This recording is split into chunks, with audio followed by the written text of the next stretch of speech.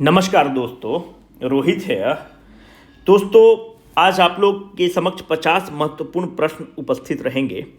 ये जो 50 के क्वेश्चंस है जो साइंस से रिलेटेड है, ये आपके टेलीग्राम ग्रुप में अवेलेबल करा दिए जाएंगे। जो लोग पेड कोर्स में हैं उनके पोर्टल पर भी अवेलेबल रहेगा। तो आपके पास इसका जो सॉल्यूशन है वो भी बहुत महत्वपूर्ण है, बहुत ही उसको इलेबोरेट हम लोगों ने दिया है, तो उसको आप करेंगे, ध्यान से देखेंगे।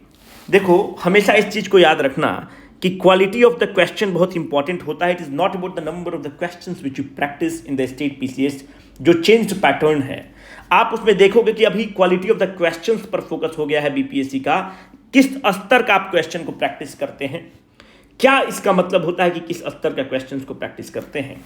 देखो, क्वेश्चन का नेचर जो हो चुका है, पहले लूसेंट बेस्ड था, थोड़ा सा वन लाइनर टाइप का था, पर अगर अभी आप देखोगे तो जो पिछला एग्जाम हुआ उसमें कंप्लीटली कंसेप्चुअल क्वेश्चंस पूछे गए हैं। जब कंसेप्चुअल क्वेश्चंस पूछे गए हैं तो हम लोग का दो तीन चीज है। अगर आप साइंस का एग्जाम देखोगे तो एक एग्जाम होता है एनडीए का, एक एग्जाम होता है सीडीएस का। यहां पर एप्लीकेशन बेस्ड क्वेश्चन खूब पूछे जाते हैं। तो ये जो 50 क्वेश्चन आपको दिए जा रहे हैं, इसमें 7 से 8% जो क्वेश्चन है वो एनडीए और सीडीए का जो एप्लीकेशन बेस्ड क्वेश्चन है, और बीपीएससी के साथ जो एक कॉमन सबसेट क्रिएट हो रहा है उस क्वेश्चन को मॉडिफाई किया गया है। अगर आप देखोगे तो साइंस में हम लोग 50 क्वेश्चन यहां पर देंगे टेस्ट 1 में, और 50 क्वेश्चन आपको टेस्ट 2 में देंगे। इस 100 क्वेश्चन से यकीन मानो कि जो 30 क्वेश्चन आपके बीपीएससी में पूछा जाता है, हम लोगों का स्ट्राइक रेट 90% रहेगा। 90% क्वेश्चन का स्ट्राइक रेट नहीं रहेगा, 90% हमारे टॉपिक का स्ट्राइक रेट रहेगा। जो टॉपिक पूछे जाएंगे आप वहीं से करें, आप टॉपिक वहीं से टकराएगा। ये 100 क्वेश्चन प्लस आपको जो फुल लेंथ टेस्ट में जो क्वेश्चंस पूछे जाएंगे वो उसी तर्ज पे रहेंगे। तो आप देखेंगे 85 से 90% हम लोग टॉपिक टकरा देंगे, क्वेश्चन नहीं टकरा पाएंगे। कोई भी इस चीज़ की गारंटी नहीं दे सकता है कि वो क्वेश्चन टकरा देगा।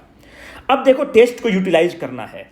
यकीन मानो कि कोई भी अगर एक सीरियस कैंडिडेट है, अगर आप ये सोच के टेस्ट नहीं दे रहे हैं कि अभी तो मेरी तैयारी ही कंप्लीट नहीं हुई है, अगर आपकी तैयारी की बात करें तो हम आपको और 5 साल दे देंगे, फिर भी आपकी तैयारी कभी कंप्लीट नहीं होगी। क्योंकि ये स्टेट पीसीएस और यूपीएससी के सिलेबस का नेचर इस तरह का होता है कि तैयारी कभी भी कंप्लीट नहीं होगा। तो फिर इस टेस्ट सीरीज का मतलब क्या है? देखो, 2 तरह के स्टूडेंट होंगे। एक तो टेस्ट सीरीज में वो स्टूडेंट होंगे जो टेस्ट के थ्रू अपने आप को जज करेंगे। देखो, जज अभी करने का कोई मतलब ही नहीं होता है टेस्ट सीरीज के थ्रू। जज आपको कब करना है? एग्जाम के 1 हफ्ता पहले, 7 डेज पहले आपको जज करना है। क्यों एग्जाम के 7 दिन पहले जज करना है? इसलिए 7 दिन पहले जज करना है क्योंकि वहां पर फिर आपको सुधार का, अपने आप को मॉडिफाई करने का स्कोप कम हो जाता है, बहुत ही कम हो जाता है। अभी क्या है कि भाई हमने 50 क्वेश्चन अटेम्प्ट लिया, इस 50 क्वेश्चन में भाई हमको 20 क्वेश्चन नहीं आया, तो you should be more than happy कि इस 20 क्वेश्चन को आप अच्छे से स्टडी कर लेंगे, इस 20 क्वेश्चन को अच्छे से टॉपिक कर लेंगे।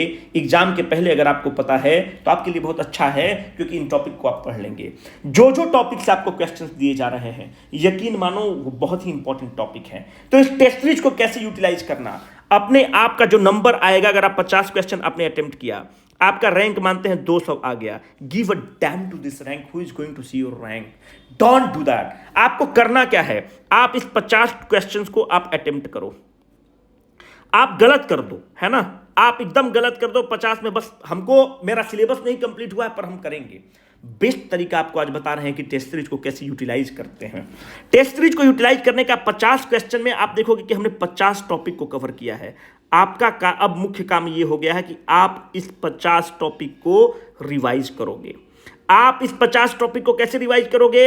अपने नोट्स से आप रिवाइज करोगे, अगर आपने नोट्स बनाया है हम लोगों के वीडियो से तो, या आप इन 50 टॉपिक को एनसीईआरटी के थ्रू पढ़ोगे। यकीन मानो, this is the best way to retain the data, this is the best way to, मतलब आप प्रीलिम्स को पास करने का यही जादू है और यही रामबाण है और कोई नहीं है। तो आप सिलेबस कंप्लीट करते रहोगे, किताब पढ़ते रहोगे।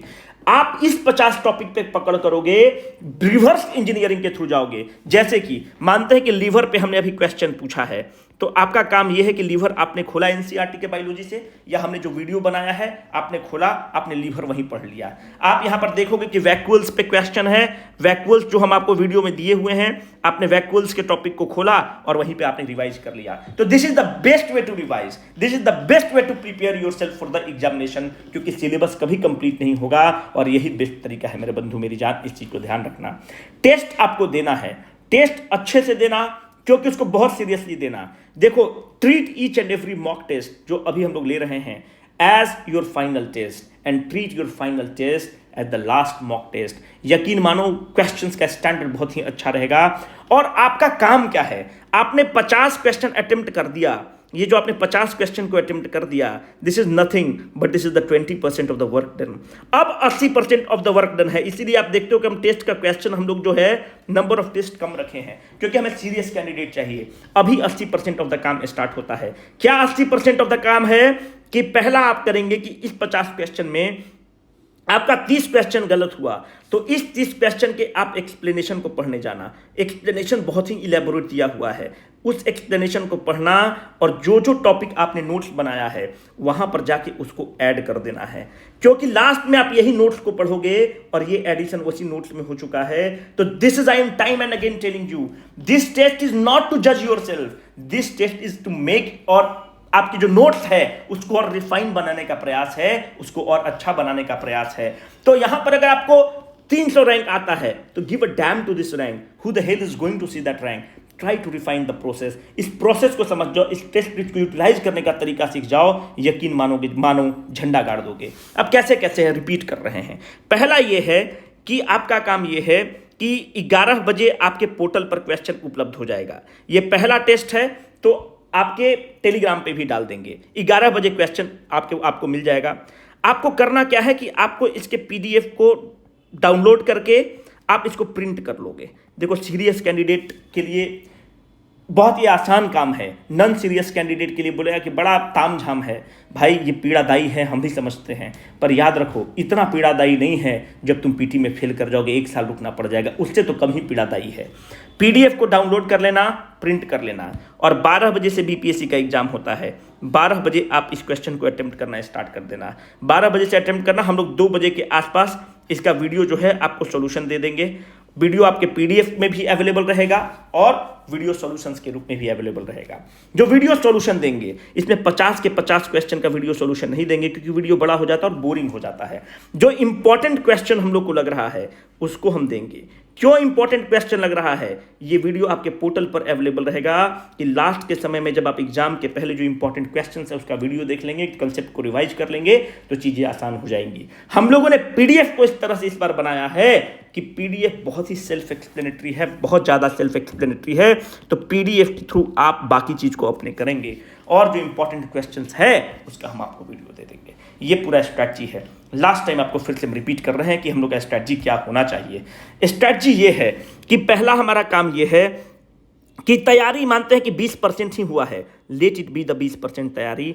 आप टेस्ट को अटेम्प्ट करेंगे, टेस्ट को अटेम्प्ट करेंगे, आप रैंक का कोई भी फिक्र नहीं करेंगे, आपको रैंक का कुछ भी फिक्र नहीं करना है।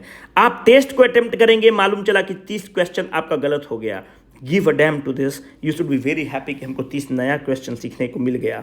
ये जो 30 नया क्वेश्चन है, आपने कहीं नोट्स बनाया होगा, या अगर आपने नोट्स नहीं बनाया है तो A4 शीट में इन टॉपिक को आप जाकर घर पर किसी एनसीईआरटी से पढ़ो या कोई नोट्स बनाए हो उसको पढ़ो और उस नोट्स में इसको तुम ऐड कर लो। यकीन मानो this will pay you like मतलब कुछ भयंकर, you will thank me for this, trust me, will thank me for this.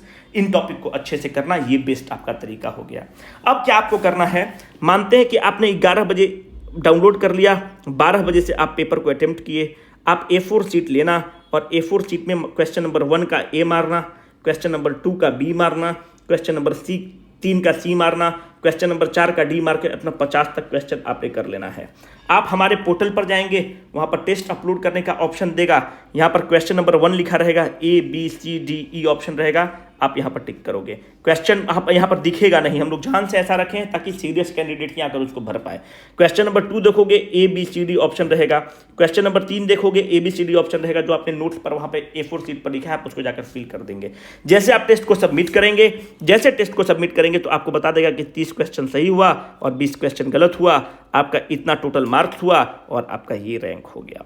Give a damn to this rank, it is all about the process. यही आपको करना है। ये इसलिए रखा गया है, पिछली बार हम लोग क्वेश्चन भी देते थे ताकि एक सीरियस कैंडिडेट जो इस प्रोसेस को फॉलो कर रहा है, जो घर पे बैठ के अगर अपने आप को आप व्यवस्थित नहीं कर पाते हैं, मन को स्थिर नहीं कर पाते हैं, तो यकीन मानिए ये तो इतना पीड़ादायी नहीं है जितना प्रीलिम्स में आप फेल करेंगे। बाकी आपकी मर्जी रहेगी। हम तो एक बड़े भाई के रूप में, आपको बहन के रूप में सलाह ही दे सकते हैं, बाकी आपकी मर्जी रहेगी। Let us start with the first question my dear friends. Question क्या है? Which one of the following statement regarding bile. ये क्वेश्चन पूछने का मुख्य मेरा मकसद क्या रहा? अगर आप देखोगे ना तो इस क्वेश्चन को हमने क्यों पूछा। यहां पर बाइल के बारे में पूछा है कि secreted by the liver is not correct. कौन गलत स्टेटमेंट है? देखो, इस क्वेश्चन को मुख्य रूप से अगर आप मुझसे पूछोगे कि क्यों पूछे हो, तो हमारा मुख्य मकसद यह है कि हम आपको यह बताना चाहते हैं कि देखो, जो बाइल जूस होता है, जो बाइल है, इसमें इंजाइम प्रेजेंट नहीं होता है। बाइल का जो मुख्य घटक होता है वो बाइल सॉल्ट होता है। ये चीज मेरा मुख्य बताने का मकसद है और इस क्वेश्चन को हम बस इसीलिए फ्रेम किए हैं। क्या होता है बाइल और बाइल सॉल्ट? देखो, एक फैट होता है जिसको आप वसा कहते हो। फैट को डाइजेस्ट करने का क्या क्या इंजाइम्स अवेलेबल हैं? फैट को डाइजेस्ट करता है एक लाइपेज। लाइपेज कहाँ से प्रोड्यूस होता है? जैसे आप खाना खाते हैं तो माउथ से होता है, स्टमक से होता है और पैनक्रियाज से होता है। पैनक्रियाज के बारे में क्या जानते हो? Pancreas is the second largest gland of the body है। दूसरा जो फैट को डाइजेस्ट करता है उसका नाम बाइल है। बाइल कौन प्रोड्यूस करता है मेरे बंधु मेरी जान? लीवर प्रोड्यूस करता है। अब देखो होता क्या है, जैसे आपने फैट खाया, जैसे आपने वसा खाया, इसका आकार ये है। आप जैसे वसा खाएंगे, लीवर बाइल दिया। बाइल में क्या मुख्य घटक है? बाइल सॉल्ट है। इसका मतलब कि बाइल में बाइल इंजाइम्स नहीं होता है, बाइल सॉल्ट होता है। बाइल सॉल्ट क्या करता है कि इसको छोटे छोटे कणों में तोड़ देता है, छोटे छोटे चीज में तोड़ देता है, और इस प्रोसेस को आप क्या कहते हो? This process is called as the emulsification. तो इमल्सिफिकेशन में आपने उसको छोटे छोटे चीज में तोड़ दिया। अब इन छोटे छोटे चीजों पर लाइपेज एक्ट करना स्टार्ट करता है। जो लाइपेज जो इंजाइम है, लाइपेज भी पेट में इंजाइम है। लाइपेज जो इसको तोड़ेगा तो इसको फैटी एसिड और ग्लिसरॉल के घटक में तोड़ देगा, और इस तरह से ग्लिसरीन के घटक में तोड़ देगा, और इस तरह से फैट का डाइजेशन हो जाएगा मेरे बंधु मेरी जान। इन चीज को ध्यान रखोगे तो चीजें आसान हो जाएंगी। अब देखो, जो बाइल सॉल्ट होता है इसका नेचर कैसा है? अगर आप इसका पीएच वैल्यू देखोगे तो पीएच वैल्यू वेरी करता है। इसका पीएच वैल्यू 7 से लेकर 8.6 के बीच में वेरी करता है। अगर किसी भी चीज का पीएच 7 से ज्यादा है तो उसको आप अल्कलाइन बोलते हो। जब अल्कलाइन है तो अगर पेट में कुछ भी एसिडिटी है तो एसिड और अल्कलाइन मिल जाएगा, तो न्यूट्रलाइजेशन रिएक्शन हो जाएगा। इसलिए bile facilitates the emulsification of the fat. Correct statement है। Bile neutralizes the acidic pH of the food coming from the stomach. ये भी करेक्ट स्टेटमेंट है, क्योंकि बाइल का जो नेचर है वह अल्कलाइन इन नेचर है। यहां पर अगर आप देखोगे तो बाइल को प्रोड्यूस कौन करता है? तो बाइल को प्रोड्यूस करने वाला ऑर्गन लीवर है। लीवर, याद रखना कि लीवर एक अकेला ऑर्गन है जिसको रिजनरेटिव पावर है, रिजनरेट करता है। अगर लीवर 75% भी आपका डैमेज हो गया तो लीवर अपने आप रिजनरेट कर लेगा। लीवर का अगर वजन आपको जानकारी हो तो लीवर, पहली चीज याद रखना कि लीवर जो है largest gland of the body है, और लीवर का जो साइज है 1.2 से 1.5 केजी के बीच में रहता है इसका लीवर का साइज। फिर मेरे जहन में क्वेश्चन आना चाहिए कि लीवर करता क्या है? What are the functions of the liver? पहला लीवर का काम बंधु ये है कि लीवर बाइल जूस प्रोड्यूस करता है, और बाइल जूस जो है फैट के डाइजेशन में हेल्प करता है, वसा को डाइजेस्ट करता है। अगर आप देखोगे तो लीवर का एक और काम होता है कि ये फैट को स्टोर करता है। इसीलिए आप देखते होगे कि अगर आप डॉक्टर के पास जाओगे, अगर आपका बाउल मूवमेंट सही नहीं हो रहा है, अगर आपको कॉन्स्टिपेशन हो रहा है, डायरिया हो रहा है, तो डॉक्टर बोलता है इनका लीवर का टेस्ट कराओ, और फिर आपको बोलता है कि तुमको फैटी लीवर है। फैटी लीवर इसलिए है क्योंकि आप बहुत ही तेल मसाला वाला चीज खाते हैं, और फैट जो है लीवर में स्टोर करता है, तैलीय लीवर हो जाता है। एक चीज और बहुत इंपॉर्टेंट है कि लीवर सेक्रेशन ऑफ यूरिया करता है in the form of urine. याद रखना, वो जो लीवर ही सेक्रेशन ऑफ यूरिया करता है in the form of the urine. और यूरिन का कलर कैसा होता है बंधु? यूरिन का कलर येलो होता है। पर मेरा जहन में क्वेश्चन ये उठता है कि यह जो yellow colour of the urine है ये कैसे होता है? Yellow colour of the urine एक कंपाउंड के कारण होता है जिसका नाम है यूरोक्रोम। घबराओ मत, हम आपको रट्टाफिकेशन नहीं कराएंगे, इसको एक्सप्लेन करेंगे। क्योंकि अब रंग की बात आ गई तो मुझे आप ये बता दो कि बाइल का कैसा कलर है? तो बाइल का कलर जो है येलोइश ग्रीन है। येलोइश ग्रीन इन कलर है। तो bile yellowish green in colour क्यों है, अभी हम लोग इसको डिस्कस कर लेंगे कि भाई येलोइश ग्रीन इन कलर क्यों है। अब ध्यान से देखो कैसे कैसे क्या हो रहा है, एकदम ध्यान से देखना, बहुत ही इंपॉर्टेंट है। एक होता है red blood cell. Red blood cell को आप क्या कहते हो, red blood cell is called as the erythrocytes, ठीक है, इसको आप एरिथ्रोसाइट्स बोलते हो। रेड ब्लड सेल का मुख्य घटक क्या होता है, रेड ब्लड सेल का मुख्य घटक होता है हेमोग्लोबिन।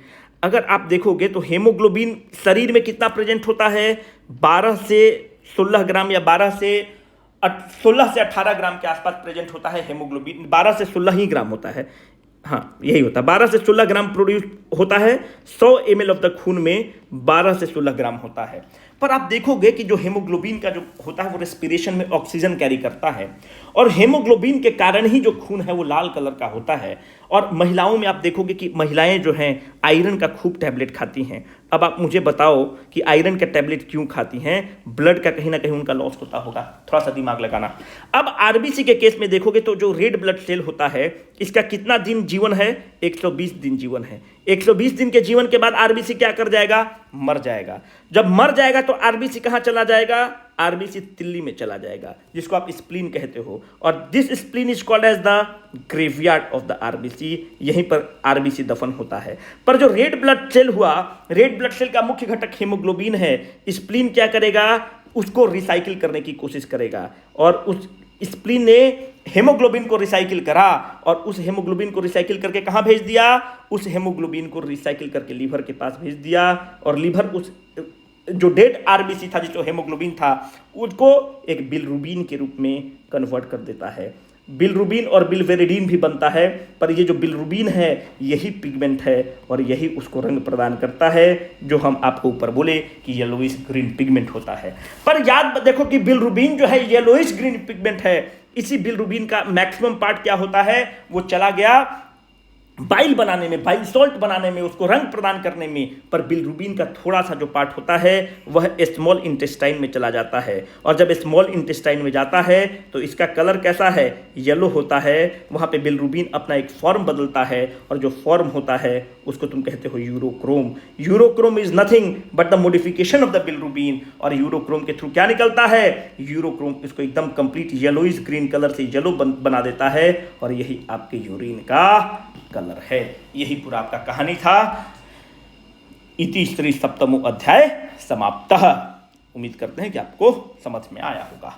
स्मूथ मसल्स के बारे में देखो क्वेश्चन बनता है, इसलिए बनता है स्मूथ मसल्स के बारे में क्वेश्चन क्योंकि बीपीएससी इसको अपने ऑप्शन में दिया है, इसलिए इस क्वेश्चन को बनाया गया है। स्मूथ मसल्स कहाँ पाया जाएगा यार, इसका करेक्ट आंसर स्टमक है।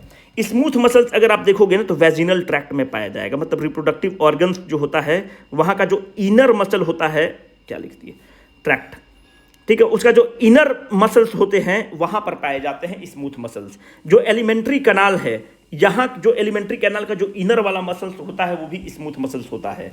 स्टमक का जो इनर लाइनिंग होता है वो भी स्मूथ मसल होता है। और याद रखना कि most of this smooth muscles are involuntary, perform करते हैं फंक्शंस, हम लोग से अफेक्ट नहीं करते हैं। तो बस हमारा ये बताने का मकसद था। मसल ऑफ लेग वगैरह यार स्मूथ मसल नहीं है, muscle of arm hard muscles हैं, क्योंकि इनको आप क्या होता है इनवॉलंटरी एक्शन थोड़ी काम करते हैं। पर जो पेट का, जो आंच का जो इनर मसल है वह आपके कंट्रोल का नहीं है। तो स्मूथ मसल एक इंपॉर्टेंट टॉपिक है, आपसे एग्जाम में पूछ सकता है।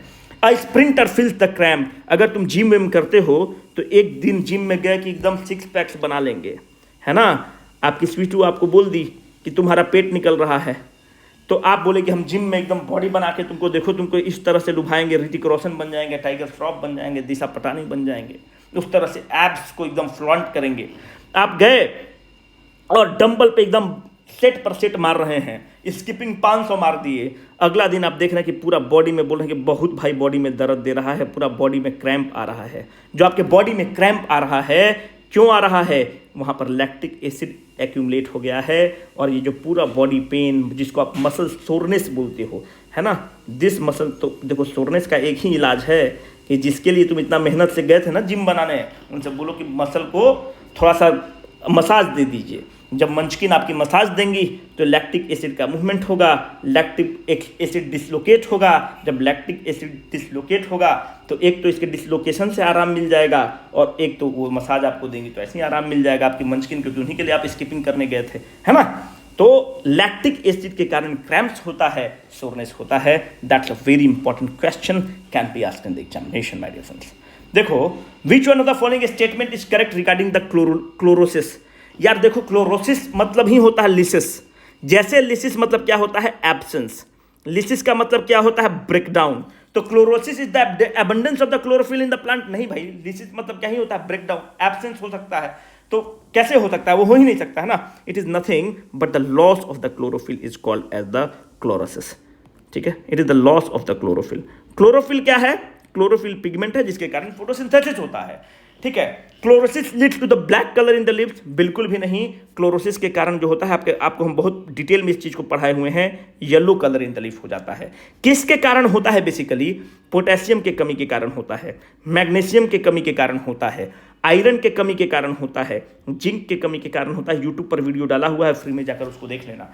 तो अगर आप दुकानदार के पास जाओगे और आप गार्डन बनाए हो, आप देख रहे हो कि आपका जो पत्ती है वो येलो हो रहा है, तो आप बताइएगा कि पत्ती येलो हो रहा है, तो आपको दे देगा मल्टीविटामिन वाला जो मिनरल्स वाला होता है, दे देगा, इसको डाल दीजिए, ठीक हो जाएगा, आपका प्लांट ठीक हो जाएगा।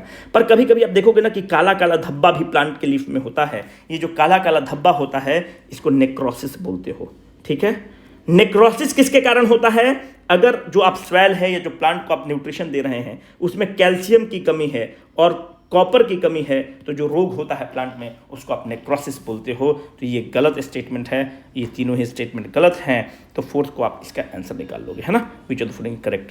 Neutrophils and the lymphocyte originate from, correct answer is the bone marrow. मेरे बंधु, ये बहुत ही इंपॉर्टेंट क्वेश्चन है और ये बीपीएससी का one of the favourite area है। देखो, ये आपका खून है, जो ब्लड है। अच्छा ये बताओ, ब्लड को पंप कौन करता है, ब्लड को हार्ट पंप करता है। हार्ट आवाज कैसा करता है, धक धक। खत्म आदमी लब डब करता है, लब डब, और यहीं से वर्ड निकलता है लभेरिया, है ना। हमको तो यारो लवेरिया हुआ। जा रहे हो लाइब्रेरी में पढ़ने, हो यहाँ पे धक धक धक धक धक धकिया रहा है हार्ट, हार्ट नहीं धक धकियाता है, लब डब करता है, और यहीं से वर्ड निकला है लभेरिया। क्या हो गया, तो लभेरिया का बीमारिया हो गया है, तो है ना। तो लवेरिया निकलता है, लब, क्योंकि हार्ट जो है आवाज जो निकलता है उसका नाम है लब डब। और हम लोग को बोलने नहीं आया है लब डब, तो हम लोग बोलते हैं धक धक धक धक, हार्ट धक धकिया रहा है। देखो, हार्ट में कितना, हार्ट एक अपने जीवन काल में कितना खून को पंप करता है, तो हार्ट जो है 200 मिलियन लीटर्स खून को पंप कर देता है अपने एवरेज लाइफ में। सोचो कितना खून को पंप करता है, हार्ट पर कितना लोड पड़ता है। 200 million litres of the blood जो है अपने एवरेज लाइफ में हार्ट पंप करता है। अगर आप ब्लड को देखोगे तो ब्लड का मुख्य घटक क्या है, तो ब्लड का मुख्य घटक जो है वो है प्लाज्मा। सबसे ज्यादा प्लाज्मा है। 2 नंबर पे क्या है, रेड ब्लड सेल है। 3 नंबर पे क्या है, व्हाइट ब्लड सेल, और प्लेटलेट को जोड़ दो, ये 3 नंबर पे हैं। तो प्लाज्मा का कंसंट्रेशन मतलब कितना उनका क्वांटिटी है, मोटा मोटी 55% प्लाज्मा है। आरबीसी कितना है, अप्रोक्सीमेटली 45% आरबीसी है। और व्हाइट ब्लड सेल और प्लेटलेट कितना है, ये लेस देन 1% है। अब अभियंता लोग बोलेगा कि 55 + 45 is 100, then how it is 1%। चाभा, हम बोल रहे हैं कि अप्रोक्सीमेटली 55%, ठीक है। तो 1% के आसपास व्हाइट ब्लड सेल और प्लेटलेट्स हैं। जो व्हाइट ब्लड सेल होता है इसको तुम क्या कहते हो, ल्यूकोसाइट्स बोलते हो। ठीक है, यहां तक आपको बात समझ में आ गई होगी। देखो, व्हाइट ब्लड सेल बहुत ही फेवरेट एरिया है बीपीएससी का, तो हम लोग एक कदम अब आगे बढ़ने की कोशिश करते हैं। व्हाइट ब्लड सेल का किस तरह का प्रकार होता है, वह 2 तरह का होता है, ग्रेनुलेटेड और एग्रेनुलेटेड, दानेदार, डॉटेड, बिना डॉटेड। ठीक है, तो व्हाइट ब्लड सेल में 2 है, ठीक है, डॉटेड और बिना डॉटेड, जिसको आप ग्रेनुलेटेड, एग्रेनुलेटेड भी बोलते हो। एक ग्रेनुलेटेड का उदाहरण कुछ दे पाओगे हमको क्या? एक ग्रेनुलेटेड का उदाहरण अगर एग्जाम में पूछ दे तो उसका एक उदाहरण है लिम्फोसाइट, दूसरा उसका उदाहरण क्या है, मोनोसाइट। ये सब क्या है, type of the red blood, type of the white blood cell हैं। ग्रेनुलेटेड का आप मुझे उदाहरण दो, इसका एक है न्यूट्रोफिल्स। देखो इंपॉर्टेंट है, हम लोग एक कदम आगे बढ़ रहे हैं। न्यूट्रोफिल्स, दूसरा है बेसोफिल्स। पर यहां पे क्वेश्चन बनने का चांस एक तो यहां से बनता है कि टाइप पूछ ले, पर व्हाइट ब्लड सेल की अगर कंपोजिशन में तुमसे पूछे कि व्हाइट ब्लड सेल में सबसे ज्यादा कौन है, तो सबसे ज़्यादा न्यूट्रोफिल्स हैं। यहाँ से क्वेश्चन बनने का बहुत ज़्यादा हमको लगता है कि क्वेश्चन बनेगा। और सबसे कम कौन है? तो सबसे कम बेसोफिल्स हैं। ठीक है, बेसोफिल्स हैं। अब इससे ज़्यादा एक क्वेश्चन नहीं बनेगा। बोन मैरो से इनकी उत्पत्ति होती है। If the red blood cell of the human blood are isolated, ध्यान से क्वेश्चन को देखो, इसलिए क्यों फ्रेम किए हैं, are isolated and diluted in the normal saline, bracket में आपको दे दिए है isotonic solution to the blood, what will happen? अब बच्चा कंफ्यूज, इसका करेक्ट आंसर हो जाएगा no change in the diameter of the RBC. Isotonic का मतलब क्या होता है कि जो यहां का प्रेशर है, जो कंसंट्रेशन है, वही यहां का कंसंट्रेशन है। अगर आप कोई चीज का मूवमेंट करना चाहते हो इस तरफ से उस तरफ, तो there has to be something called as the concentration gradient. Concentration का अंतर रहेगा तभी ये मूवमेंट हो पाता है, और ये जो कंसंट्रेशन का ग्रेडियंट के कारण जो मूवमेंट होता है इसको आप ऑस्मोसिस कहते हो। हम जब कह रहे हैं कि आइसोटोनिक सॉल्यूशन है, मतलब यहां पे अगर जो 10 ग्राम सॉल्यूट है तो यहां भी 10 ग्राम सॉल्यूट है, तो भाई जब कंसंट्रेशन का अंतर नहीं है तो मूवमेंट नहीं हो सकता है। जब मूवमेंट नहीं हो सकता है तो ऑस्मोसिस नहीं हो सकता है। तो इसका मतलब कि जो आरबीसी का आकार है, अगर मानते हैं कि आरबीसी का आकार ये है, अगर इसमें से मानते हैं कि कुछ लिक्विड हमारा बाहर निकलता तभी तो इसका आकार छोटा होता या बड़ा होता, तो ये तो हो ही नहीं रहा है, इसलिए size of RBC will remain the same my dear friends. ये बहुत इंपॉर्टेंट क्वेश्चन है, आप मुझसे पूछ सकता है कि क्वाजीकोर जो डिजीज है ये किसके कारण होता है, मुख्य रूप से क्या इसका कारण है? इसका करेक्ट आंसर मेरे बंधु मेरी जान प्रोटीन है। क्यों इस क्वेश्चन को फ्रेम किया गया है? इसलिए फ्रेम किया गया है क्योंकि लगातार न्यूज में है, अफ्रीका को लेकर, सेंगल वगैरह को लेकर लगातार न्यूज में है, democratic republic of the Congo वगैरह में लगातार न्यूज में रहा है। देखो, kwashiorkor basically deficiency of the protein होता है। प्रोटीन के कारण क्या होता है ना कि मसल मास आप गेन करते हो। इसीलिए जिम में देखना, क्या भाई तो मेरा बॉयफ्रेंड हंक है, अरे एथलेटिक बॉयफ्रेंड रखो तो हंक रखती हो, उस सब लगता है कि बाप रे बाप इतना बड़ा बड़ा हाथ में बाजू में सब मसल लगता है कि सब रोबोट लगता है। 2 महीना जिम छोड़ेगा तोंद निकल जाएगा। अरे एथलेटिक बॉडी रखो, टाइगर श्रॉफ की तरफ पतला लीन बॉडी रखो। तो जमाना लीन का है, लोग अभी भी सलमान खान में खोया हुआ है कि हेवी हेवी बॉडी मास रखे हुए हैं। कौन बता कितना गाइडेंस दे, पढ़ाएं कि यही सब गाइडेंस दें। देखो, kwashiorkor is because of the deficiency of the protein. Protein क्या है? बॉडी बिल्डिंग में हेल्प करता है, मसल बिल्डिंग में हेल्प करता है। तो क्वाजीकोर वाले बॉडी में देखोगे ना कि इनका मसल मास बहुत कम रहता है। और यहीं पर एक और रोग होता है जो कि खूब न्यूज में भी रहा है, जिसका नाम है मैरास्मस। जो मैरास्मस होता है वह overall deficiency of the nutrient के कारण होता है। अगर कोई व्यक्ति को खाना कार्बोहाइड्रेट भी नहीं मिल रहा है, कार्बोहाइड्रेट का मतलब क्या होता है? राइस, जो जीरो फिगर वगैरह बनाते हैं या लड़की लोग बनाती है, उसमें देखो कि सब रोटी चपाती छोड़ देती, खाली सलाद पे रहती है, ऐसी बनता है, बहुत मेहनत लगता है। कार्बोहाइड्रेट भी उसको नहीं मिल रहा होगा, उसको प्रोटीन का भी कमी हो रहा होगा, उसको वसा का भी कमी हो रहा होगा। ओवरऑल न्यूट्रिशन के कमी के कारण मैरास्मस होता है। It is nothing but it is because of this चीज को आप माल न्यूट्रिशन बोलते हो। माल न्यूट्रिशन है और कुछ भी नहीं है। क्वाजीकोर क्या है? बेसिकली उसको कार्बोहाइड्रेट मिल रहा होता है, उसको फैट भी मिल रहा होता है, उसको प्रोटीन नहीं मिल रहा होता है। अब प्रश्न आपके जहन में आएगा कि प्रोटीन क्यों नहीं मिल रहा होता है? भाई प्रोटीन बहुत ही महंगा होता है। अगर आप प्रोटीन को देखोगे तो पाउडर के फॉर्म में मिलता है, 5-5 हज़ार 7-7 हज़ार रुपये का वे प्रोटीन मिलता है ना। मसल ब्लेज का वे प्रोटीन चल रहा है, ऑन का वे प्रोटीन चल रहा है, ऑप्टिमम न्यूट्रिशन का, है ना, तो बहुत ही महंगा मिलता है। तो प्रोटीन आपको का मेन सोर्स क्या है? अगर आप देखोगे तो chicken breast is one of the lean source of the protein. अंडा क्या है? इसमें 4 ग्राम ऑफ द प्रोटीन के आसपास आपको मिल जाएगा। जो लेंटिल्स क्या है? इसीलिए लोग बोलते हैं कि दाल खिलाओ, पर दाल बहुत महंगा होता है। चावल, दाल, रोटी वगैरह क्या चावल और रोटी वगैरह बहुत ही सस्ता होता है। तो these are the best source of the protein and protein helps in the body. The electron volt is the unit of what? Electron volt is the unit of the energy my dear friends. एक electron volt का मतलब क्या होता है? मालूम देखो कि एक वोल्ट यहां पर तुम अप्लाई किए हुए हो। अगर आप एक इलेक्ट्रॉन को इस 1 वोल्ट से एक्सेलरेट कर दिए तो जो वो एनर्जी गेन करता है उसी को आप इलेक्ट्रॉन वोल्ट बोलते हैं। 1 इलेक्ट्रॉन वोल्ट अगर आपसे एग्जाम में फैक्ट के रूप में क्वेश्चन पूछ ले तो 1 electron volt is equal to 1.602 into 10⁻⁹ joule. चूंकि इलेक्ट्रॉन का जिक्र आया तो ये बताओ कि इलेक्ट्रॉन का खोज कौन करता है? तो इलेक्ट्रॉन का खोज 1897 में होता है। कौन करते हैं? जे थॉमसन इसकी खोज करते हैं। पर याद रखना, जे थॉमसन को इलेक्ट्रॉन के खोज के लिए नोबेल प्राइज 97 में नहीं मिलता है, इनको नोबेल प्राइज 1906 में मिलता है। हम लोग के लिए हो गया। विच ऑफ द फॉलोइंग पे बहुत ही चवन्नी भर का सवाल है, आप जाना, इसको 500 बार आपके हम वीडियो में बताए हुए हैं। पोर्टल में आपका वीडियो है, थोड़ा सा खुद भी काम करो, नहीं तो स्पून फीडिंग से दूर भागो। जो जो पोर्टल में कोर्स में नहीं इन्वॉल्व हैं, मत घबराना, पीडीएफ में बहुत ही अच्छे रूप से इसको एक्सप्लेन कर दिए हैं, वहाँ पर देख लेना। चवन्नी भर का सवाल है, विच of the following has the highest inertia. दो मतलब कौड़ी भर का सवाल है यार। देखो इनर्शिया मतलब क्या होता है, न्यूटन का जो पहला नियम है that is nothing but the law of inertia. Inertia का मतलब क्या है कि आप जिस अवस्था में हैं उसी अवस्था में आप रहना चाहते हैं। जैसे यहां पर तुम हो, ठीक है, अब यहां पर तुम्हारी मीठू है, स्वीटू है, मंचकिन है, जो भी है। अब क्या है कि ये जो लड़की है या मीठू नहीं है, अभी तुम डेट कर रहे हो, डेट वाले मुद्रा में हो। अब ये लड़की तुमको बहुत ज़्यादा पसंद है, तो डेट के लिए मिले थे कि हम लोग 20 मिनट मिलेंगे, पर यहाँ पर अगर इस लड़की में इनर्शिया ज़्यादा है तो 20 मिनट की जगह तुम यहाँ पे 200 मिनट भी रुक जाओगे। पर मालूम चला कि टर्न ऑफ टाइप की है, एकदम बेकार है, जैसन सोचले रहनी वैसन थी ही नहीं, है ना। तब तुम क्या करोगे, 20 मिनट की जगह तुम 2 मिनट में भागोगे कि पापा का कॉल आ गया, चाचा का कॉल आ गया।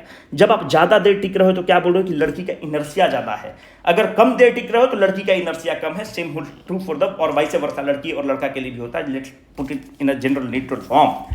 उसी तरह से इनर्शिया होता है। इनर्शिया मास पर डिपेंड करता है। अगर बॉडी का मास ज़्यादा है तो उसका इनर्शिया ज़्यादा है। क्यों? अगर मानते हैं कि एक 10 किलो का बॉडी है और एक 100 किलो का बॉडी है, आप इनर्शिया मतलब आप उसके पोजीशन से उसको आप मूव करना चाहते हो, तो यहां पर 10 किलो के बॉडी पर 10 न्यूटन फोर्स लगाओगे, मूव कर जाएगा। अगर 10 न्यूटन का फोर्स इस पर लगाओगे, नहीं मूव करेगा, क्योंकि इसका बॉडी का मास ज़्यादा है। तो इसका मतलब कि इनर्शिया ज़्यादा है। इसका मतलब कि इसका जो स्टैटिक पोजीशन है उससे इसको चेंज करने का आपको ताकत ज़्यादा लगाना पड़ेगा। तो आप बताओ, एटम बहुत छोटा है, मास बहुत कम है, 1 रुपया का कॉइन का मास बहुत कम है एज तुलना टू द क्रिकेट बॉल। तो क्रिकेट बॉल का इनर्शिया ज़्यादा है। और न्यूटन का जो पहला नियम है, it is nothing but it is the law of the inertia. A body at rest will try to remain in the rest, a body in motion will try to remain in the motion until or unless the external force is applied to it। खूब detail में आप लोग को पढ़ाया गया है। A man is at the rest on the perfectly smooth ice in the middle of a pond, using the principle of which law will get him to the shore। Correct answer is Newton's third law। क्या कहता है? Every action has equal and opposite reaction। अगर ये आदमी हैं, ये जो नाविक हैं, इस पानी को ये पीछे ढक लेंगे, जब पानी को पीछे ढक ले तो ये एक्शन हुआ, ये पानी इन पर एक फोर्स आगे लगाएगा, जो रिएक्शन है, इसके चलते नाव क्या है, आगे बढ़ जाएगा। यही प्रिंसिपल तो यहाँ पे लग रहा है। A man is at the rest on a perfect in the middle of the pond using, तो पीछे पैर को ढक लेगा, जब पीछे ढक लेगा तो नाव आगे जाएगा, स्केटिंग आगे होगा। तो न्यूटन थर्ड लॉ से आप इसको बहुत अच्छे से एक्सप्लेन कर सकते हो। ये होमवर्क है, जो नए लोग हैं आप पीडीएफ में देख लो, बहुत ही डिटेल में बताया गया है। जो रेजोनेंस वगैरह के लोग हैं, पोर्टल में इसका वीडियो है, थोड़ा सा देखो, चवन्नी भर का सवाल है, बहुत डिटेल में बताया गया है। एन एथलीट और a cyclist move in a circular track with a constant speed exhibits. चवन्नी भर का सवाल है, इसको नींद में अगर नहीं सही कर रहे हो ना तो एकदम सल्फास खा लो, है ना, एकदम खा के इस लीला को खत्म करो। लीनियर मोशन हो सकता है। लीनियर मोशन किसको बोलते हो खत्म आदमी? लीनियर मोशन, सीधा मोशन को लीनियर मोशन बोलते हैं। यहां पर बात सर्कुलर मोशन का हो रहा है, तो ऐसी वो ऑप्शन कट गया, है ना। 2 कौड़ी का सवाल है।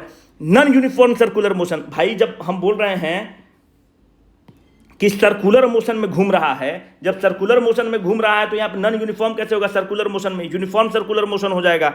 नॉन यूनिफॉर्म रहेगा तो फट गिर नहीं जाएगा। 2 कौड़ी का सवाल है। कुछ अगर पढ़े हो तब तो ठीक है, ये क्वेश्चन बहुत अच्छा है, इसलिए इसको हम एक्सप्लेन करेंगे तुमको अच्छे से, कि हमको भी कुछ थोड़ा सा बताने में मजा आए, क्योंकि ये सब सारा चीज़ तुम्हारे पोर्टल में बता चुके हैं। और जो वीडियो नहीं ज्वाइन किए हो भाई मत घबराओ, पीडीएफ पढ़ लेना, बहुत ही अच्छे से एक्सप्लेन किए हैं। देखो, which of the following statement is a true regarding the expansion of the water? As the ice melt it expands uniformly up to 4 degree centigrade. गलत है। Mercury thermometer works using the principle of the expansion due to the heating. बिल्कुल सही है। Length of the metallic wire increases when the temperature is increase. बिल्कुल। Delta L जो होता है वो क्या होता है? Alpha into L into delta T. याद रखना, चेंज अगर आप हीट करोगे तो डेल्टा टी अगर आप बढ़ाओगे तो चेंज इन द लेंथ होता है। ये बहुत ही कॉमन फार्मूला है, 7वीं 8वीं में पढ़े होगे, नहीं भी पढ़े होगे तो पता होना चाहिए। मरकरी थर्मामीटर कैसे काम करता है? अगर बॉडी का टेम्परेचर ज़्यादा है तो मरकरी को हीट मिला, मरकरी बहुत ही सेंसिटिव है टेम्परेचर के लिए, तो यहाँ पे पहले इतना हीट मिला, बॉडी से उसको ज़्यादा हीट मिला तो यहाँ पे चला गया, तो यहाँ पे 90 डिग्री आपका था तो यहाँ पे बढ़ के 100 डिग्री हो गया, तो आप बोलते हैं कि हमको बुखार हो गया। तो नहीं, तो आपका बॉडी से हीट ले रहा है, उसके थ्रू एक्सपेंड कर रहा है और मीटर पे आपको रीडिंग दिखा रहा है। पर ये हमारे लिए इंपॉर्टेंट नहीं है, पहला क्वेश्चन इंपॉर्टेंट है। देखो, ये है तुम्हारा एक पानी, ये पानी कितने डिग्री सेंटीग्रेड पर है? तुम्हारा ये पानी 50 डिग्री सेंटीग्रेड पर है। अब तुमने क्या किया कि इस पानी से तुम हीट निकालना स्टार्ट किए। जैसे तुम इस पानी से हीट निकालोगे तो क्या होगा, ये चीज क्या आइडियली इसको क्या करना चाहिए, ये श्रिंक कर जाएगा, सिकुड़ जाएगा ना। आप किसी से हीट निकालोगे तो सिकुड़ जाएगा, श्रिंक कर जाएगा। अगर आप देखो कि एक मॉलिक्यूल ये है और एक मॉलिक्यूल ये है, यहां पर बहुत ही क्लोजली स्पेस्ड एटम्स प्लेस्ड हैं और यहां पर 2 3 4 ऐसे प्लेस्ड हैं, तो घनत्व तो किसका ज्यादा होगा? अगर कोई चीज बहुत ही ठोस है तो उसका घनत्व ज्यादा होता है, उसकी डेंसिटी ज्यादा होगी। अगर कोई चीज बहुत ही स्पार्सली पॉपुलेटेड है और दूर दूर लोकेटेड है तो उसका घनत्व तो बहुत कम होगा, स्पार्सली पॉपुलेटेड है तो उसका डेंसिटी कम होगा। आपने हीट निकाला तो पानी का जो एटम्स है वो सिकुड़ गया, एक नॉर्मल टेंडेंसी है, श्रिंक कर गया। पर ये जो श्रिंकिंग है 50 डिग्री से आप हीट निकालते गए, तो जब हम एक्सपेरिमेंट करते हैं तो देखते हैं कि 4 डिग्री सेंटीग्रेड तक पानी जो है एक नॉर्मल बिहेवियर शो कर रहा है। नॉर्मल बिहेवियर क्या होता है कि किसी भी सब्सटेंस को अगर आप उसमें से हीट निकालोगे तो वो सिकुड़ेगा। जब 4 डिग्री सेंटीग्रेड से हम लोग और आगे बढ़ते हैं और आगे बढ़ते बढ़ते यहां से जब हम हीट को इसको निकालते हैं तो नॉर्मल बिहेवियर के हिसाब से क्या होना चाहिए था, इसको श्रिंक करना चाहिए था, पर पानी श्रिंक नहीं करता है, पानी एक्सपैंड करना स्टार्ट करता है। और ये जो पानी एक्सपैंड करता है इसी को आप कहते हो कि anomalous expansion of the water. पानी को कैदे से श्रिंक करना चाहिए था पर पानी एक्सपैंड करना स्टार्ट करता है और यही anomalous expansion of the water है। आप मुझसे पूछेंगे कि इसका कारण बताओ, इसका सटीक कारण किसी को नहीं पता है। लोग हाइड्रोजन बॉन्ड की बात करेगा पर वो उतना सेटिस्फैक्टरी नहीं है, आपसे एग्जाम में भी नहीं पूछेगा क्योंकि ये anomalous expansion of the water है। कोई भी डिफरेंट थ्योरीज है पर सब्सटेंशिएटेड थ्योरी कुछ भी नहीं है मेरे बंधु। अब यहां पर तुम ध्यान से देखो, आप 4 डिग्री सेंटीग्रेड पर हो। 4 डिग्री सेंटीग्रेड पर क्या हो रहा है? 4 डिग्री सेंटीग्रेड पर ध्यान से देखो, यहां पर देखो कि 4 डिग्री सेंटीग्रेड पर देखो कि यहां पर क्या है, यहां पर एक्सपैंड कर रहा है।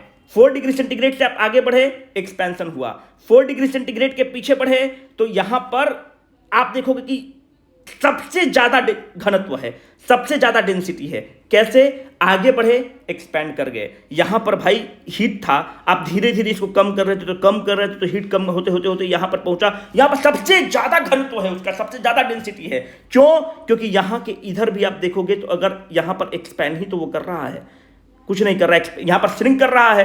तो श्रिंक कर रहा है तो श्रिंक का उल्टा एक्सपैंड कर रहा होगा। मतलब यहां पर मानते हैं कि 10 ग्राम श्रिंक किया होगा तो यहां पर 8 ग्राम श्रिंक किया होगा। जब तुम उल्टा जाओगे तो देखो ना, यहां पे बढ़ गया ना, तो एक्सपैंड कर रहा है। तो 4 डिग्री सेंटीग्रेड पर इसको नोट्स बना लो अगर नहीं समझ में आ रहा है तो पानी का डेंसिटी हाईएस्ट होता है। जब पानी का डेंसिटी हाईएस्ट है तो यहां पर जो पानी का डेंसिटी हाईएस्ट है और ये कितना है, 1000 kg पर मीटर क्यूब। ध्यान से देखो क्यों इंपॉर्टेंट है। हम बोल रहे हैं कि 4 डिग्री सेंटीग्रेड से तुम आगे ले जाओगे तो एक्सपैंड किया, तो हम 0 डिग्री सेंटीग्रेड पर पानी को ले गए, हीट निकालते निकालते 0 डिग्री सेंटीग्रेड पर ले गए। जैसे 0 डिग्री सेंटीग्रेड पर ले गए तो पानी क्या बन गया, आइस बन गया। हम क्या कर रहे हैं कि घनत्व इसका यहां पर सबसे ज्यादा है 4 डिग्री सेंटीग्रेड पर, इसका मतलब कि आइस का घनत्व क्या है, यहां पर जो डेंसिटी 4 डिग्री सेंटीग्रेड है 1000 kg से कम होगा। मानते हैं कि 980 kg पर मीटर क्यूब हो गया। इसका मतलब कि जब आइस बन गया, जब पानी को आप हीट निकालते निकालते आपने उसको आइस के रूप में मेरे बंधु जान मेरी कन्वर्ट आपने कर दिया तो उसका डेंसिटी कम हो गया। क्यों डेंसिटी कम हो गया? क्योंकि पानी एक एनोमिलस बिहेवियर शो करता है, पानी एक्सपैंड कर गया। अगर कोई भी चीज एक्सपैंड करेगा तो उसका डेंसिटी घट जाएगा। तो यहां पर डेंसिटी 1000 था तो घट के यहां पर डेंसिटी 980 हो गया। जब पानी का डेंसिटी कम, जब आइस का डेंसिटी पानी से कम हो गया तो इसका मतलब कि आइस क्या है, आइस फ्लोट करना स्टार्ट कर जाएगा पानी के ऊपर। यही कारण है कि ice float on the water because of the anomalous expansion of the water. और क्वेश्चन यहीं से बनेगा और क्वेश्चन अगर बढ़िया सेटल होगा तो इस तरह से आपको फंसा सकता है। पर आप हम लोग BCW के स्टूडेंट हैं, आपको नहीं फंसना है। तो this floating of the ice on the water is because of the anomalous expansion of the water. Hope I have made the point very terse and clear. Comment section में बताना अगर कुछ दिक्कत होगा तो इसको और हम लोग सही कर देंगे। 54 भर का सवाल है ये, क्वेश्चन फैक्ट बेस्ड क्वेश्चन है और फैक्ट बेस्ड क्वेश्चन है आपको हम लोग NCERT वाले मॉड्यूल में भी दिए हैं, नहीं दिए हैं तो आप इसका PDF पढ़ लेना, 2 मिनट का क्वेश्चन है। ये भी घर पे कर लेना क्योंकि वीडियो का लेंथ बड़ा हो जाता है और हमको साफ इन लोग कहे हैं कि आप वीडियो बहुत बड़ा बना देते हैं, तो कुछ लोग इस पर चिढ़ते हैं कि बहुत वीडियो इतना ज़्यादा एक्सप्लेन क्यों करते हैं, तो उस पर भी बता देना। तो इसको भी जो है हम लोग का क्लास का क्वेश्चन है, तो जो क्लास का क्वेश्चन है आप लोग पोर्टल से देख लेना। जो क्लास के स्टूडेंट नहीं हो PDF में इसको एक्सप्लेन कर दिए हैं। चवन्नी भर का सवाल है। An electric motor converts the mechanical energy into electrical energy. खत्म आदमी। अगर ये तुम्हारा मोटर है तो मोटर में तुम क्या करते हो? आप मोटर में इलेक्ट्रिसिटी देते हो तो आप इलेक्ट्रिकल एनर्जी प्रदान करते हो। मोटर में क्या होता है? ब्लेड्स लगे होते हैं, मोटर का ब्लेड रोटेट करता है और पानी को आपके टंकी में पहुंचाता है, और जब पानी में टंकी पे पहुंचाता है तो पोटेंशियल एनर्जी हो रहा है। तो यहाँ पर इलेक्ट्रिकल एनर्जी किस चीज़ को कन्वर्ट कर रहा है? मोटर के ब्लेड को रोटेट कर रहा है। तो मोटर के ब्लेड को रोटेट करता है तो इसको आप मैकेनिकल एनर्जी में कन्वर्ट करते हो। जो मैकेनिकल अभियंता हैं, हम लोग तो पूरा पंप को पूरा पढ़ते हैं। सेंट्रीफ्यूगेशन ऑफ द पंप क्या होता है, पंप का प्राइमिंग कैसे होता है, पंप का सर्जिंग कैसे होता है, हम लोग का तो पूरा इस पर थ्योरी ही होता है रेफ्रिजरेशन एंड एयर कंडीशनिंग पर। Magnetic field at the centre, ये भी बिल्कुल करेक्ट स्टेटमेंट है। यहाँ पर फोटो देखो, कॉमन सेंस का क्वेश्चन है। A wire with a green insulation, बिल्कुल गलत स्टेटमेंट है। आप लोग को 500 बार हम पढ़ाए हुए हैं कि जो लाल कलर का तार होता है वही लाइफ वायर होता है। जो अर्थ होता है वह किस कलर का होता है? अर्थ वायर, अर्थिंग वाला वायर हरा कलर का होता है। और जो न्यूट्रल वायर होता है वह किस कलर का होता है? काला कलर का होता है, ब्लैक कलर का होता है। ठीक है, न्यूट्रल वायर नेगेटिव है, लाइव वायर पॉजिटिव है, इलेक्ट्रिसिटी फ्लो कर रहा है। इसको पता नहीं, हम 1,00,000 बार आप लोग को बताए होंगे और इससे ज़्यादा हम एक्सप्लेन नहीं कर सकते जितना वीडियो में आपको एक्सप्लेन किए हुए हैं। पोर्टल पर जाकर देखना, बहुत डिटेल में एक्सप्लेन किए हैं, यूट्यूब पर भी अवेलेबल है। व्हाट इज द करंट, चवन्नी भर का सवाल है। अगर ये सब सवाल गलत कर रहे हो तो एकदम BCW का नाम खराब कर रहे हो। पावर क्या होता है? वोल्टेज इंटू करंट होता है। पावर कितना दिया हुआ है? 60 वाट। कैसे वो पावर है? क्योंकि वाट पावर का ही यूनिट है, तो यहाँ पे तुम 60 लिख लो। वोल्टेज कितना दिया हुआ है? 240। करंट का वैल्यू ये कर लो, 1 0 से ये गया, 6 चौके 24, इंग्लिश मीडियम 24, 6 4 जा 24। तो इसका मतलब आई क्या हो गया? 1/4, fancy medium 1/4, it is 0.25 ampere, है ना। फैंसी मीडियम हम लोग के लिए 0.25 एम्पियर। चलो, विच ऑफ द फॉलोइंग वैक्यूल्स के बारे में भी देखो, खूब बताए हुए हैं पर फिर भी देख लो कि कोई प्लांट में वैक्यूल्स का जो होता है ना 50 से 90% of the total sale volume को ऑक्युपाई कर लेता है। तो ये भी एक करेक्ट स्टेटमेंट है। देखो, प्लांट के केस में जो वैक्यूल्स होते हैं उसका साइज एनिमल के तुलना में बड़ा होता है। ठीक है, वैक्यूल्स करता क्या है? वैक्यूल्स बहुत ही एक सैक नुमा स्ट्रक्चर होता है। ये जो सैक नुमा स्ट्रक्चर होता है कहाँ पर प्रेजेंट होता है? साइटोप्लाज्म में होता है। देखो, फिर से बताने का कोई मतलब नहीं, पूरा वीडियो में बहुत डिटेल में बताया हुआ है तुम लोग को। साइटोप्लाज्म में बना होता है। बेसिकली इसमें होता क्या है? इसमें न्यूट्रिएंट जम के होता है, जो प्लांट का न्यूट्रिएंट की जरूरत है। इसमें और क्या होता है? पानी होता है। एक यहाँ पर टर्बिड प्रेशर होता है, उसको भी मेंटेन करता है। तो हम बोले कि प्लांट में वैक्यूल्स का साइज बड़ा होता है because they need more water. उनको पानी की ज़्यादा जरूरत है एनिमल की तुलना में, क्योंकि न्यूट्रिशन के लिए उनको जरूरत पड़ता है, फोटोसिंथेसिस के लिए जरूरत पड़ता है। तो इसीलिए आप देखते हो कि वैक्यूल का साइज प्लांट में बड़ा होता है। ठीक है, इसको आप देख लेना, टर्जिडिटी एंड रिजिडिटी, बिल्कुल, क्योंकि इसमें स्टोर्ड होता है। जब स्टोर्ड होता है तो उसको प्रोवाइड करता है।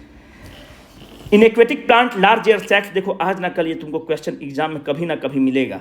ठीक है, ये क्वेश्चन हम NDA से मॉडिफाई किए हुए हैं कि NDA 2021 में ये क्वेश्चन आया है, पर उसका ये मॉडिफाइड रूप है। ठीक है, इसका करेक्ट आंसर क्या है? एरेनकीमा। इसको मॉडिफाई किए हुए हैं। अगर प्लांट में देखोगे ना तो ये उसमें सैक नुमा स्ट्रक्चर होता है। अगर उसमें सैक नुमा स्ट्रक्चर है, मतलब अगर उसमें वैकेंट स्पेस है, जब वैकेंट स्पेस है तो उसका मतलब क्या हो गया? उसकी डेंसिटी कम है, तो उसको फ्लोट करने में सहूलियत होगा। फ्लोट करना ही तो बायंसी इफेक्ट कहते हैं, और क्या कहते हैं? फ्लोट ही करना उस इफेक्ट को कहता है। तो इसका करेक्ट आंसर एरेनकीमा होता है, जो कि सैक नुमा स्ट्रक्चर होता है। फैक्ट बेस्ड क्वेश्चन है, जो कि NDA में पूछा था तो हमको कवर करना था। Which of the following group is called as the amphibian of the plant kingdom? Amphibian का मतलब क्या होता है कि वो प्लांट जो है वो जमीन पर भी रह लेगा, लैंड में भी रह लेगा और पानी में भी रह लेगा, वही तो उसको एम्फीबियन कहते हो। तो जो ब्रायोफाइट होते हैं उनको प्लांट किंगडम का एम्फीबियन कहते हैं। ब्रायोफाइट का उदाहरण कुछ बताओ? हॉर्न उदाहरण है, और कुछ उदाहरण बताओ? मॉसेज उदाहरण है, और बहुत सारे उदाहरण है, इसको देख लेना। बेसिकली क्या होता है ना कि जो प्लांट होते हैं इसको स्वेल पर चाहिए, ब्रायोफाइट्स को स्वेल चाहिए, स्वेल में ही ग्रो करते हैं, पर इनको रिप्रोड्यूस करने के लिए, सेक्सुअल रिप्रोडक्शन के लिए इनको पानी की जरूरत होती है। तो ये क्या करते हैं? पानी में भी रहेंगे, स्वेल में भी रहेंगे, इसलिए इनको एम्फीबियन कहा जाता है, ऑफ द प्लांट किंगडम कहा जाता है। इससे ज़्यादा बिल्कुल जरूरत नहीं है, बिल्कुल करने की कोशिश मत करना। विच of the following is caused by the bacterial pathogen? भाई कोविड-19 वायरस है, डेंगू वायरस है, टाइफाइड फीवर ही बैक्टीरियल है, इसलिए करेक्ट आंसर ये हो गया। ये बताओ कि बैक्टीरिया किस ग्रुप में फॉल करता है? मोनेरा ग्रुप में फॉल करता है। मोनेरा क्या है? विटेकर क्लासिफिकेशन एक होता है, जाकर वीडियो देखना। विटेकर क्लासिफिकेशन में पूरे चीज को कितने भाग में हम लोग तोड़ते हैं? 5 भाग में तोड़ते हैं। बैक्टीरिया किसका है? मोनेरा का है। बैक्टीरिया बेसिकली कैसे प्रोड्यूस करता है? फिजन से प्रोड्यूस करता है। 500 बार बताए हुए हैं, जाकर देखना, फिजन से प्रोड्यूस करता है। बैक्टीरिया का और उदाहरण बताओ जो होता है। देखो टूथ डिके, जिसको आप कैविटी बोलते हो। देखो दांत खूब साफ कराओ, है ना। अभी शादी ब्याह का तुम लोग का उम्र है, पता नहीं क्या क्या सामने वाला का एक्सपीरियंस खराब कर दोगे, है ना। तो हम लोग क्या बोलते हैं कि नहीं, दांत नहीं साफ कराना है, दांत डॉक्टर झाड़ देता है। अरे भाई, दांत झड़ता है, enamel hardest part of the body है, वो दांत में जो गंदगी तुम्हारा है वो झाड़ता है। सामने वाला का एक्सपीरियंस खराब करते रहो और तमन्ना पाल के रखना दुनिया भर का। कराओ सब दांत साफ तुम लोग, है ना। और जो गुटखा उटखा खाते हो तुम, तो सोच लो, छोड़ो गुटखा उटखा खाना। टूथ डिके होता है। एक कॉलरा जो रोग है वो भी क्या है? बैक्टीरियल रोग है। कौन होता है? वाइब्रेई कॉलरी से होता है। टेटनस जो होता है ये भी बैक्टीरियल रोग है। टेटनस के बारे में तुमको खूब बताए हुए हैं। टेटनस में क्या होता है कि जॉ लॉक हो जाता है, इसलिए जॉ लॉक इसको बीमारी भी बोलते हो। टेटनस किसके कारण होता है? क्लोस्ट्रीडियम टेटनाई के कारण होता है। क्लोस्ट्रीडियम टेटनाई के कारण होता है। अच्छा ये बताओ कि जो बैक्टीरिया होता है ये कैसे हेट्रोट्रॉफ होता है कि ऑटोट्रॉफ होता है? तो ये हेट्रोट्रॉफ और ऑटोट्रॉफ दोनों होता है। हेट्रोट्रॉफ मतलब जो खाना अपना खुद नहीं बनाता है, फोटोसिंथेसिस नहीं करता है। ऑटोट्रॉफ मतलब जो खाना खुद बनाता है। हमको इसका एक उदाहरण बताओ। हम कोड वर्ड में लिख रहे हैं CB, ठीक है। कमेंट सेक्शन में बताना कि ऑटोट्रॉफ का क्या उदाहरण है, जिसको तुम ब्लू ग्रीन एल्गी भी बोलते हो। CB का मतलब क्या है? जो भी कमेंट सेक्शन में बताएगा उसका हम लोहा मान लेंगे। चलो, A student was doing an experiment on increasing the cell division। देखो ये बहुत ही इंपॉर्टेंट क्वेश्चन है, आज ना कल तुम्हारे एग्जाम में आएगा। जो साइटोकिनिन्स होते हैं ना, ये सेल डिवीजन जो होता है प्लांट का, उसको रेगुलेट करता है। कायदे से बोलो तो उस सेल डिवीजन को वो एम्पलीफाई करता है। कुछ नहीं है, ये फैक्ट नुमा क्वेश्चन है, इससे ज़्यादा जानने की बिल्कुल भी जरूरत नहीं है। सेल डिवीजन को कौन करता है? साइटोकिनिन जो है प्लांट हार्मोन है, उसको स्पीड अप करता है। करेक्ट आंसर साइटोकिनिन है। ये क्वेश्चन क्यों हम लोग बनाए हैं? क्योंकि साइटोकिनिन BPSC जो जुडिशियरी का एग्जाम हुआ है उसमें ऑप्शन में डाला हुआ था, इसलिए हम लोग इसको बनाए हैं। तो साइटोकिनिन का हम लोगों ने एक्सप्लेनेशन ही आपको दे दिया और इसका करेक्ट आंसर साइटोकिनिन है। आपको पता होना चाहिए, बिहार जुडिशियरी में इस्तेमाल किया है। Refining of the petroleum is carried out using, यार क्या है? फ्रैक्शनल डिस्टिलेशन इसका करेक्ट आंसर है। 54 भर का सवाल है। देखो हम 25 क्वेश्चन तक ही कर रहे हैं, बाकी तुम लोग को PDF मिल जाएगा। क्योंकि जो BCW का टीम है ये हल्ला करना स्टार्ट करता है कि आप बहुत ज़्यादा बता दे रहे हैं, मतलब बड़ा वीडियो बन जाता है। अगर चाहते हो कि बड़ा वीडियो बने तो कमेंट सेक्शन में बता देना कि BCW को लगे, जो जिसको हैंडल लोग करते हैं, कि नहीं भाई बोरिंग नहीं हो रहा है लोगों का, ठीक है। तो 25 क्वेश्चन तक रखते हैं, बाकी PDF में तुम्हारा अवेलेबल है, उसको वहाँ से कर लेना। Signing off for the day, Rohit.